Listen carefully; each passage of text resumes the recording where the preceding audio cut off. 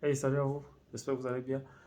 Alors, aujourd'hui, c'était ma première journée au sein du parcours de leadership. On a beaucoup d'objectifs à atteindre et je vais vous lire un peu le recap de ma première journée. Alors, déjà, j'ai fait un commentaire, entre autres, sous un post qui parlait de combien, enfin, une personne avait de l'argent et puis demandait en quoi investir. C'est quelque chose d'assez récurrent. Je sais pas si c'est juste une blague, mais sinon, il y a des personnes qui se posent des questions sur ce qu'il faut, sur ce dans quoi ils peuvent investir en fait. Et puis ma réponse de ce post, c'était simplement que il n'y a rien qui peut battre l'investissement en soi-même. Ok?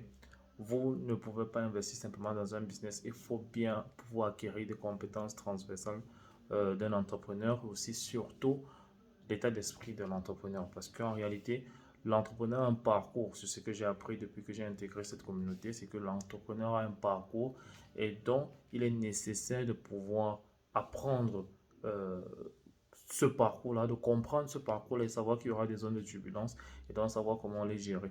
Si vous ne savez pas cela, vous sortez votre argent et puis vous déposez directement dans un business, ça va échouer. Ok?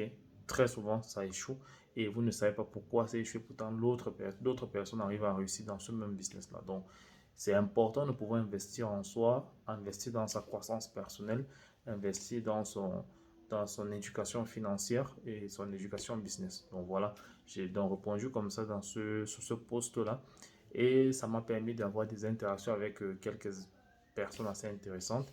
Et puis j'ai réussi à faire mes deux one-to-one. Ok? Puis je les ai invités, puis ça c'est maintenant au sein de la communauté. Eux, ils vont comprendre. D'accord? Donc j'ai réussi à faire cela, ça me rend déjà super heureux de l'avoir fait. Deuxième chose en fait que j'ai fait, c'est que j'ai eu une autre interaction qui n'a pas été fructueuse. Mais je crois que le problème là, ça a été parce que je n'ai pas matché l'énergie du prospect. Je n'ai pas matché l'énergie de la personne qui venait me demander en fait plus d'explications. Et du coup, je crois qu'il va falloir améliorer ça pour les prochaines discussions. D'accord? Alors, la deuxième chose que j'ai fait, c'est que j'ai réussi à faire mes deux posts. Bien sûr, il va falloir améliorer la pertinence de ces posts à pouvoir toucher plus de personnes et être beaucoup plus pertinent et impactant. Ça, c'est une amélioration constante dans ces posts-là. Donc, c'est tout à fait normal. Mais je suis quand même ravi d'avoir fait les deux posts. C'est un bon début. OK? Et puis, autre chose que j'ai fait, c'est que j'ai lu. D'accord? On a un premier livre au sein de la communauté qui est L'école des affaires de Robert Kiyosaki, Business School, euh, ce qui est très très intéressant. Et j'ai lu les deux premiers chapitres aujourd'hui. Et bien sûr que je vais encore le relire pour pouvoir mieux entériner, entériner ce qu'il dit dedans. Mais déjà, ce que j'apprends, c'est que euh, déjà il parle d'avoir l'importance.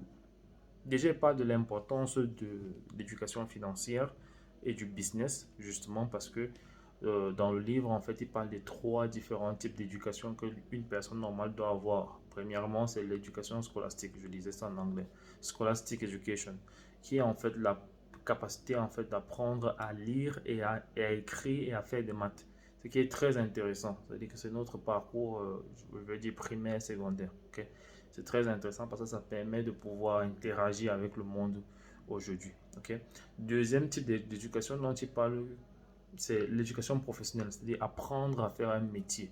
Très souvent, c'est après le bac qu'on fait dans ce type d'éducation-là. Mais il dit l'éducation qui manque en fait, c'est l'éducation financière ou bien l'éducation de business. C'est-à-dire apprendre à faire travailler de l'argent pour vous et non à vous de travailler pour l'argent. Ce n'est pas une simple phrase de catch en fait. Ça veut dire que pouvoir monter un business, apprendre les compétences et les stratégies et euh, justement le mindset pour pouvoir monter un business et pouvoir faire en sorte que l'argent travaille pour vous. C'est toute une éducation que très souvent on n'en a pas parce qu'on est formé à être des employés et non des employeurs. Ok? Il parle de ça, de ces trois types d'éducation. Il dit justement donc qu'il faut en fait trouver un moyen d'apprendre cela pour une personne qui veut en fait être libre ou bien qui veut être assez indépendant dans sa vie. Donc c'est important donc, de le faire. Lui, il l'a fait avec son père riche, pour ceux qui ont lu Père riche, Père pauvre.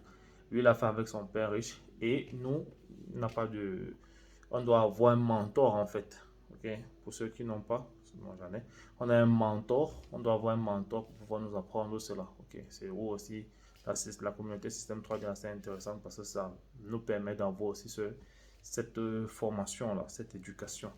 Donc, il parlait donc de l'éducation, de l'importance d'avoir l'éducation financière, mais aussi l'importance de bâtir un système parce que dans le livre, il va expliquer pourquoi est-ce que c'est important d'avoir un système et dire que les plus riches ont toujours eu des systèmes en fait. Le plus riche, il prend l'exemple par exemple de Thomas Edison qui est connu d'avoir créé, d'avoir inventé l'ampoule.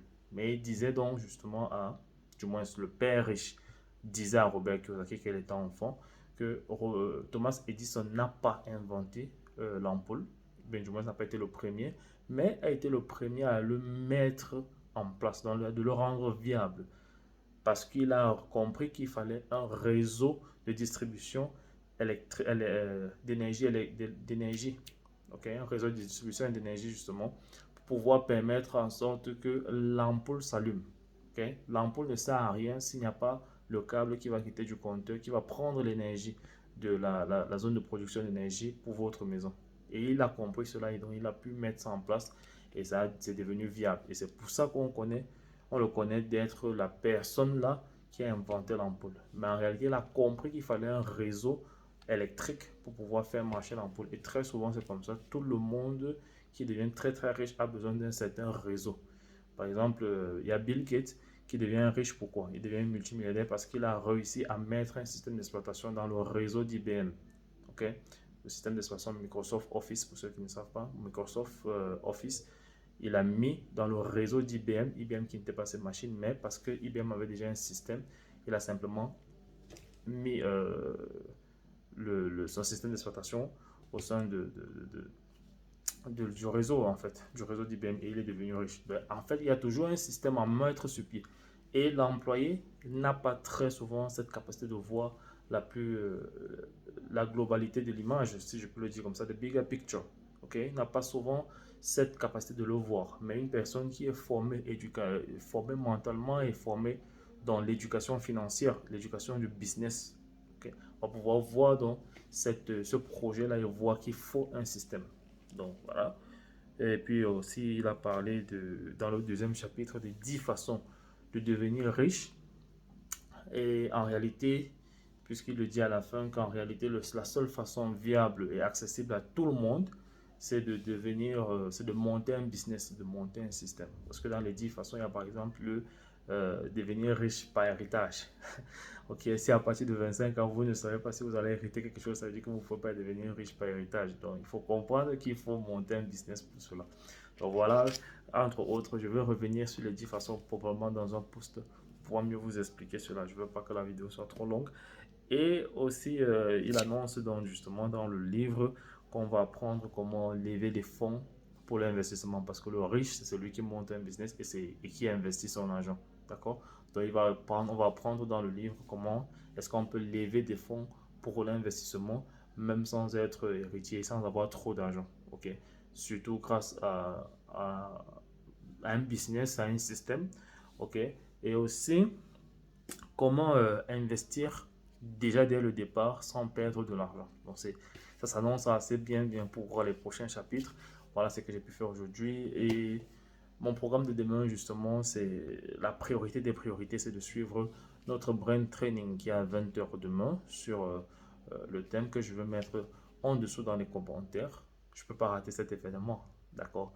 Donc je vais faire tout mon possible pour être présent à l'heure 20h00 heure du Cameroun, 19h GMT. D'accord? Et si vous voulez assister, faites-moi juste savoir et puis je vais vous permettre d'assister à ces différents ateliers de transformation.